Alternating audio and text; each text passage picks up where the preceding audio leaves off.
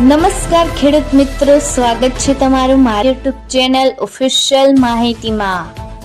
તમે ગુજરાતના તમામ માર્કેટયાર્ડના ભાવ, ખેતીને લગતી તમામ માહિતી અને ખેડૂતોને ઉપયોગી એવી તમામ માહિતી સૌથી પહેલા જાણવા માંગતા હો તો મારી ચેનલને સબસ્ક્રાઇબ કરી લેજો, જેથી અમારા દ્વારા આપવામાં આવતી માહિતી તરત જ તમને મળી રહે।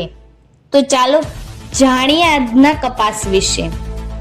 છેલ્લા એક સપ્તાહ દરમિયાન રૂ બજારમાં ધીમી ગતિએ સુધારો થઈ રહ્યો છે।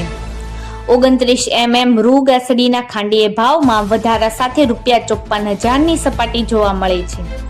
ગત માર્ચ મહિના દરમિયાન એક સમયે રૂ ગાસડીના ભાવ ઘટીને ₹53,000ની સપાટી આવી ગયા હતા। સ્થાનિક સ્તરે રૂ બજારમાં સુધારો નોંધાયો છે, જો કે વૈશ્વિક સ્તરે ન્યૂયોર્ક કોટન વાયદામાં ઘટાડા સાથે 64 સેન્ટની થી પણ નીચી સપાટીએ વેપાર થતો જોવા મળ્યો છે। મિત્રો, ગુજરાતના મુખ્ય મથકો ઉપર ગુજરાતની આવકો હવે છેલ્લા તબક્કામાં છે। સમગ્ર દેશની વાત કરીએ તો ટેકાના ભાવે કપાસની ખરીદી વધી છે। આ વખતે 1 કરોડ ગાસડી આસપાસ ટેકાના ભાવે ખરીદી થવાની સંભાવના છે।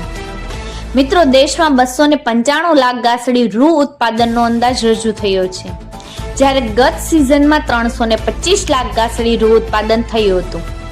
ગત સિઝન કરતા ઉત્પાદન ઘટ્યું હોવા છતાં વૈશ્વિક પરિબળોના કારણે કપાસના ભાવ ખેડૂતોને નીચા મળ્યા છે। મિત્રો, હાલની સ્થિતિએ કપાસના ભાવમાં ₹1250 થી ₹1500ની સપાટીની વચ્ચે વેપાર થઈ રહ્યો છે।